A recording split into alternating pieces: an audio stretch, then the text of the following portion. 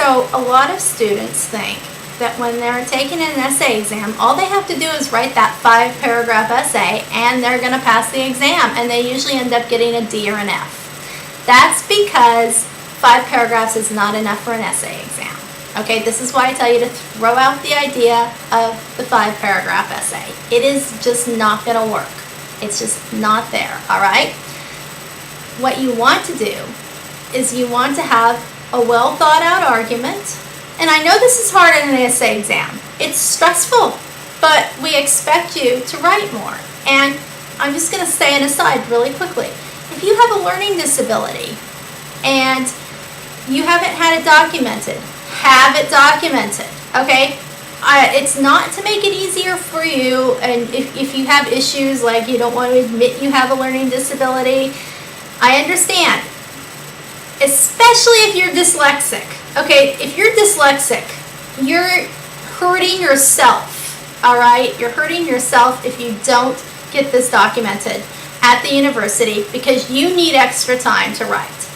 I've had dyslexic students and they tend to get much worse grades on their exams, and you know, and my heart goes out to them because I can see that they're dyslexic. I can see from the spelling, I can see from the organization, and I try to pull them aside and say, hey, have you gotten this? You know, you could be dyslexic. Why don't you go see if you can get tested? It's not a bad thing. Your brain's just working a little bit differently. Usually dyslexic people are very smart, but you need the extra time for the exam, and I'm happy to give it to you, but I can't legally give it to you unless the Office of Learning Disabilities lets me know that I can give you that extra time because they tend to need an extra hour or so, okay? So if you're not dyslexic, you better know exactly what you're doing, okay? This is why I'm saying you better study. Now, for an exam, throwing out that 5-paragraph essay idea, what you need to do is know, once you've read the essay questions, and any fair university and any fair class really should give you the essay questions beforehand.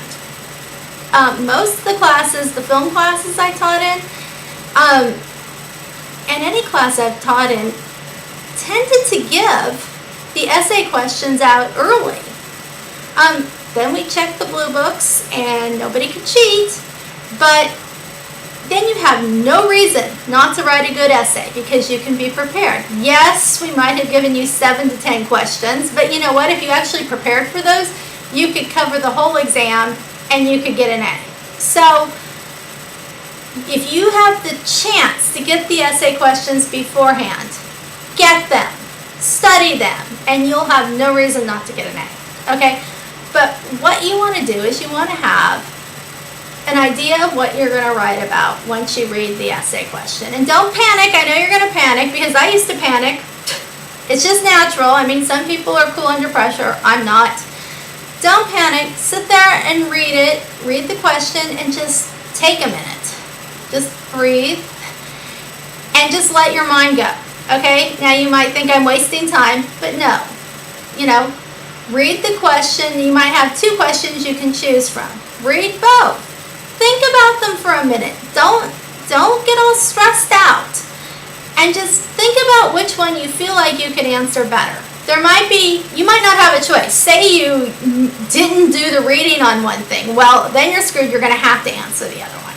But if you have a choice, think about what you're more comfortable with. Think about the way you're going to answer the question.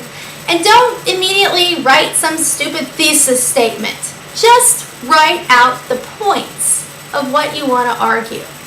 You know that you need to prove these 3 things or these 5 things. And let me tell you, in an essay exam situation, the more things you prove with concrete examples, not assertions and ideas that you have pulled out of the air, but concrete examples. That is what gets you, at least usually, B+ or better. Okay? If you've done that, maybe you haven't written it great, but if you've answered your question and you've given the concrete examples, it's pretty hard not to get a B+. Okay? That A- and above is for the level of writing. If you have a ton of errors and it's messy, it's not going to look so A-like, okay? I know it's hard sometimes. I'm not the best writer, but, you know, the cleaner it is, the better off you are. So think about concrete examples, okay? That's really the key. And the more you've read and the more you've listened, the more you've studied, the easier it's going to be for you to give concrete examples. And don't panic, you know, make sure you keep track of time, but relax if you need to.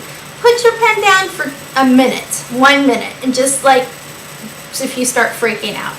And just take a few deep breaths, okay? And don't panic. And if you're really panicking, then go tell your professor. Because we'll tell you don't panic. Just chill out. And, you know, we understand sometimes people panic, but that's really the best way to approach it. No 5-paragraph essay, you want to write longer. Oh, and that's another thing. I always tell my students, write like your life depends on it. Write as much as you can. If you write 1.5 pages, you're going to get an F. I don't mean to be mean, but there is no way for an essay exam when I'm giving you probably, 2 hours, an hour and a half, depending on what the level, you know, how many hours are in the class. If I give you the full class time to take the exam and it's an hour and a half and you have written me 1.5 pages, you're failing. What are you thinking? Even a chimpanzee could fill up a page and a half in an hour and a half of just gibberish. And usually when somebody writes that 1.5 paragraphs, it is gibberish. You should be putting out 4 pages minimum, okay? You really want to fill that blue book. I used to fill a blue book and get through another few pages of a blue book. And guess what? When I was an undergrad, I was not the best student in the world. But boy, I learned you write when you're writing an essay. So just think about that. Think about the more you write, the more your life depends on it. Think of it as there's a gun to your head, and the more you write, the less likely that trigger is going to be pulled. Okay?